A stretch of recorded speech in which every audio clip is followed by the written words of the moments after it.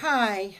Today, as I thought about what to share with you, I wanted to make a video about how do you know if you're contemplating whether or not you want to start a new chapter in your life? How do you know if you wish to do that?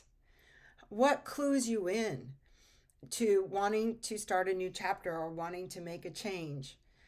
Because I've recently gone through ending a chapter and starting a new chapter in my life, I thought I'd share with you the process that I went through because there might be some of you out there contemplating a change, especially as 2024 draws to a close as we're in our last month of December. And you are probably thinking about what you might want for 2025. And if you want something similar or if you wish to create something different. So, in order to help those of you who might be contemplating that, I thought I'd share from my own journey. Now that I'm ready to, after I've had, I guess, about a month to settle in. So, my journey started with a desire. It was when I would go on vacation and visit this part of the low country in South Carolina. And I would feel a pull. On vacation, I would just feel expanded, relaxed. I would feel like my heart or my soul would open up when I would see the live oak trees, when I would see the beauty of the water, when I would see the marsh, and just feel so very good being here. And then I'd go back to St. Louis and I'd wonder, I guess my amygdala would think, was that really real? Were you really feeling that great there in South Carolina? Or was it because you were on vacation? And often when we're on vacation, we leave our stresses, our daily routine, our daily stress behind.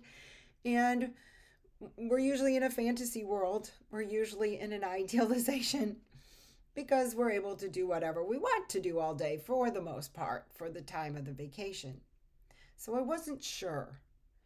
And then thank goodness my husband liked the same area, so he was on board. If he had not been, that might have been more difficult, but lucky enough, he was on board with feeling a similar way.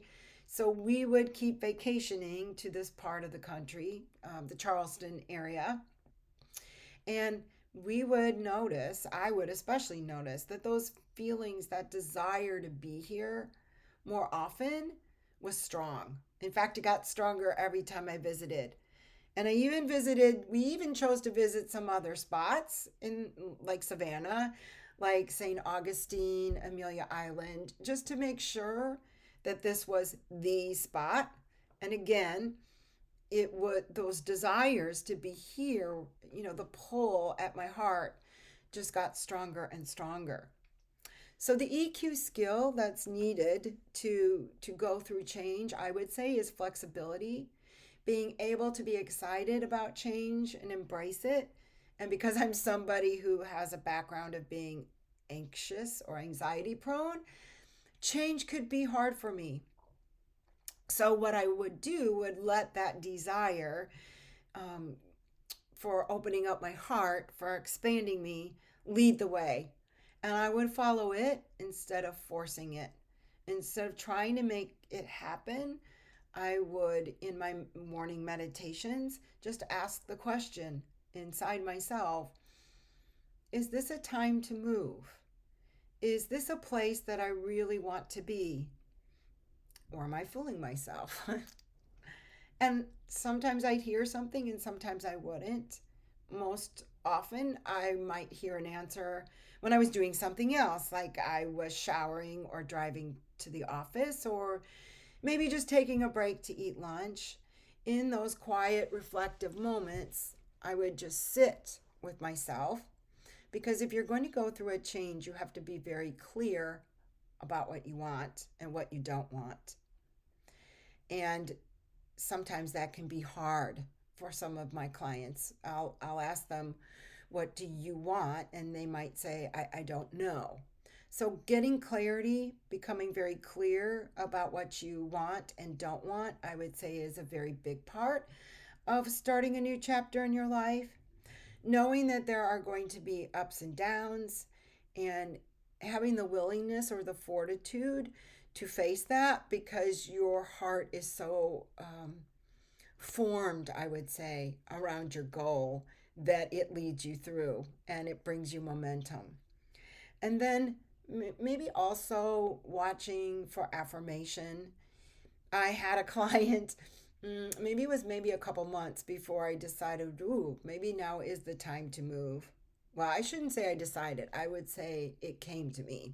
It came to me that it was the time to move.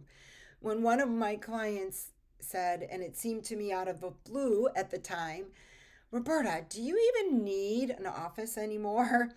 It seems to me you work mostly virtually. Why would you bother to spend money on rent? That kind of made me think when my client said that because currently I'm working out of my new home instead of having an office outside of the house. So, because I was watching for affirmation, just signs of reflection, if you will, I heard that. It landed, I heard that, and I spent time contemplating it. Actually, it helped me when it came time to making the choice that now is the time. So, if you're wanting to make a move in your life, it doesn't have to be a physical move. It could just be you want to change how you run your business or you want to change your career. These are the tips I would follow. I would say instead of forcing, be receptive. Make sure you spend time being reflective. Could include journaling or just setting aside a time in nature to be sitting with yourself and thinking. And be flexible. Embrace the EQ skill of excitement around change because uncertainty can be scary, but it also can be exciting and it can take you to new places where you find momentum and hopefully you become more of yourself. That's the whole thing about change. The idea is to become more and more of yourself, to live into that every day, just a little bit at a time.